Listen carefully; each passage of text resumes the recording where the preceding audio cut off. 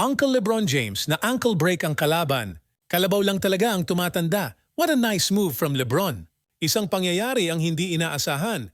Matindi ang pagkakabagsak ni Jackson Hayes mula sa isang follow-up dunk. Nagwala ang bench ng Lakers dahil sa isang between-the-legs dunk ni Jackson Hayes. Kahit na matindi ang pagkakabagsak niya bago nagtapos ang first quarter, nag-showtime pa siya sa dulo. Sa simula ng laro, isang alley-oop agad ang ibinigay ni James kay Davis. Easy shot para kay Davis. Sinundan ng isang hesitation move ni LeBron at bahagyang nabakante para sa isang easy layup. 8-0 run naman ang ginawa ng Raptors. Kasama na dito ang isang magandang steal. Russell naman ang nagtrabaho para sa Lakers. What a nice bounce pass para kay Davis for another dunk. First quarter action pa rin. RJ Barrett from three-point line. Another good pass mula kay Quickley. Isang touch pass ang pagbawi ng Lakers mula sa isang good ball movement na napunta kay Russell for an open three.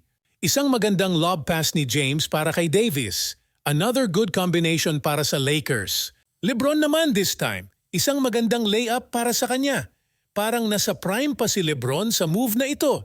Isang magandang block ang pagbawi ng Raptors.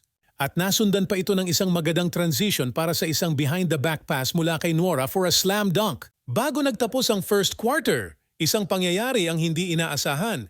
Matindi ang pagkakabagsak ni Jackson Hayes mula sa isang follow-up dunk. Mabuti na lang okay lang siya at walang injury. Second quarter, isang reverse layup para naman kay LeBron James. Parang hindi tumatanda si LBJ. Magandang drive naman mula kay RJ Barrett. Lamang pa rin ng 7 points ang Lakers pagkatapos ng layup na ito. Another play mula kay LeBron James. Pinabagsak lang naman ang kalaban sabay long stride layup. Kalabaw lang talaga ang tumatanda. What a nice move from LeBron. Easy basket para kay The King. Another beautiful move para pa rin kay LeBron James. Same spot, same result. Nag-playoffs mode na si LeBron. Second chance points mula naman sa Raptors mula kay Freeman Liberty. Na-block na sana ni Prince.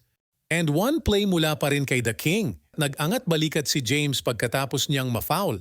Balik sa 7 points ang lamang ng Lakers pagkatapos sa hesitation move ni Immanuel Quickley sabay tapon ng isang tres. What a nice combination mula naman kay James at Hachimura para sa isang one dribble sabay reverse slam dunk. 14 points din si Hachimura para sa game na ito. RJ Barrett pasabog ng 28 points, 6 rebounds at 6 assists sa loob ng 26 minutes. Maganda pa rin ang kanyang nilalaro. Excellent ball movement naman ang pagbawi ng Lakers. LeBron to Rui sa ilalim at kick out kay Dinwiddie for an open three. Sa simula sa third quarter, great move na nagmula kay Kelly Olynyk. Isang spin sabay fake at sabay layup. RJ Barrett against Hachimura and Davis. Force lefty reverse layup para sa kanya. Walang nagawa si Davis at Rui. 5 points na lang sana ang hinahabol ng home team. Kaso may follow dunk si Davis mula sa miss floater si Russell bandang 9 minutes ng laro. May palibreng masahe si LeBron para sa Raptors. Inararo niya ang kanyang bantay. Pagkatapos ay nag-flex pa sa kanyang balikat. Ang haharang ay magigiba para kay LeBron James. Hanggang foul na lang si Olynyk nang banggain siya ni James. 75-64 ang score pagkatapos ng play na ito.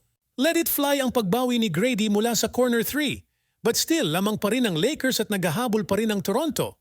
79-71 ang score sa third quarter nang biglang kumana ng isang tres si James bandang left corner. Pero agad itong binawian ni Grady Dick ng isang tres. Siya ay may 14 points na sa game at naglalaro ng 32 minutes bilang isang starter. Masyado nang lumaki ang lamang ng Lakers. Kasama na dito ang isang alley-oop play mula kay Russell at Davis. Buzzer beater dunk mula naman kay RJ Barrett bago nagtapos ang third quarter. Nagpaparamdam na si Barrett na siya ay nagbabalik pagkatapos hindi makapaglaro noong huling game. Fourth and final quarter, RJ Barrett pa rin para sa isang and-one play. Isang driving layup para sa kanya. Nagwala ang bench ng Lakers dahil sa isang between-the-legs dunk ni Jackson Hayes.